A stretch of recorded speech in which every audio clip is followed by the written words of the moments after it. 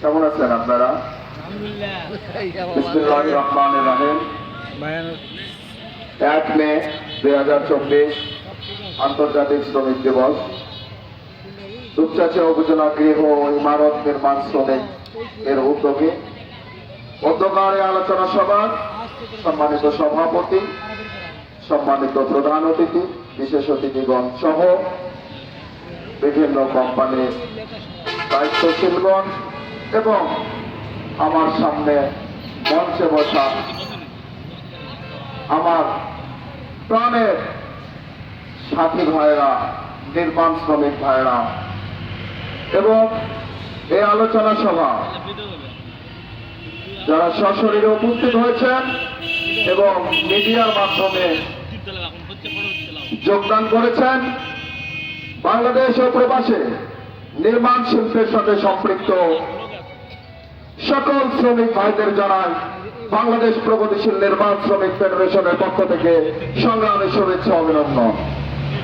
সংগ্রামী সাথী ও বন্ধুগণ, বাংলাদেশ প্রগতিশীল নির্মাণ শ্রমিক ফেডারেশন এদেশের নির্যাতিত, নিপীড়িত, সুবিধাবঞ্চিত নির্মাণ শ্রমিকদের ন্যায্য দাবি ও যৌক্তিক দাবি আদায় করার জন্য সামনে থেকে নেতৃত্ব দেওয়ার জন্য গঠন করা হয়েছে।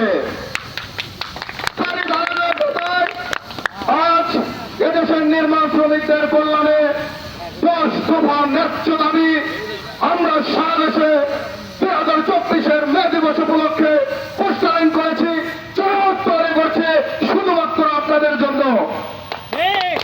দেশের সকল নির্মাণ শ্রমিকদের পক্ষে এই 10 দফা দাবি আজকে বগুড়ার দুপচাচিয়া উপজেলা গৃহ ইমারত নির্মাণ শ্রমিক ইউনিয়নের মঞ্চ থেকে ঘোষণা করছি। আমি হুসাইন আহমেদ আকাশ, সাধারণ সম্পাদক, বাংলাদেশ প্রগতিশীল নির্মাণ শ্রমিক ফেডারেশন। আমাদের দাবি সমূহ, সংগ্রামী সাথী ও বন্ধুগণ, সিটি কর্পোরেশন, পৌরসভা ও ইউনিয়ন পরিষদের স্থাপনা নির্মাণে অনুমতিপত্রে স্থাপনা মালিকদের পক্ষে স্থাপনা নির্মাণ চলাকালীন সময় শ্রমিকদের সকল ধরনের নিরাপত্তামূলক ব্যবস্থা গ্রহণ করতে হবে, মালিকদের জন্য বাধ্যতামূলক।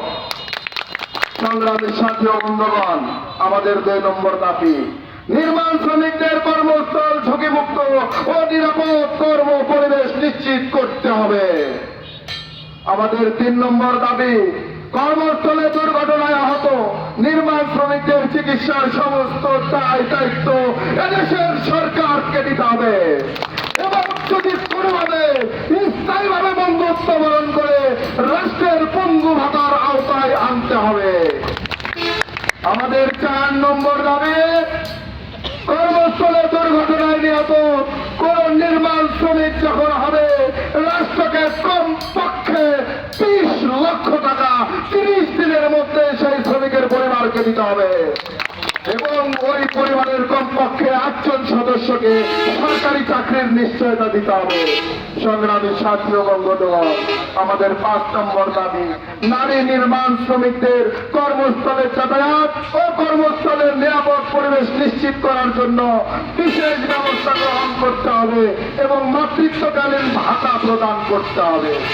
সংগ্রামী সাথী ও বন্ধুগণ, আমাদের 6 নম্বর দাবি, দ্রব্যমূল্যের ঊর্ধ্বগতি রোধ করতে হবে এবং নিত্য প্রয়োজনীয় সকল দ্রব্যের দাম শ্রমিক মানুষের কর্মক্ষমতার মধ্যে নিয়ে আসতে হবে।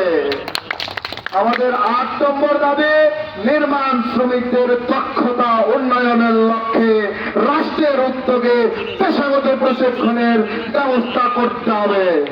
আমাদের 9 নম্বর দাবি, নির্মাণ শ্রমিকদের জন্য বাসস্থান, রেশনিং, চিকিৎসা ও তাদের সন্তানদের বিনামূল্যে শিক্ষার ব্যবস্থা করতে হবে। আমাদের 10 নম্বর দাবি, আইএলও কনভেনশন 87 ও 98 এর পূর্ণ বাস্তবায়ন করে সকল পেশায় অবাধে ট্রেড ইউনিয়ন করার অধিকার নিশ্চিত করতে হবে। এদেশের সুবিধা বঞ্চিত রাষ্ট্র উন্নয়নের কারিগর নির্মাণ শ্রমিকদের এই 10 দফা ন্যায্য দাবি অনতিবিলম্বে যথাযথ কর্তৃপক্ষের হস্তক্ষেপের মাধ্যমে বাস্তবায়ন করার জন্য বিশেষভাবে অনুরোধ করা হল। সংগ্রামী সাথী ও বন্ধুগণ, নির্মাণ শ্রমিকদের সকলকে আমি বলতে চাই, আসুন দল মত নির্বিশেষে বিগত দিনের সকল ভেদাভেদ ভুলে এই দল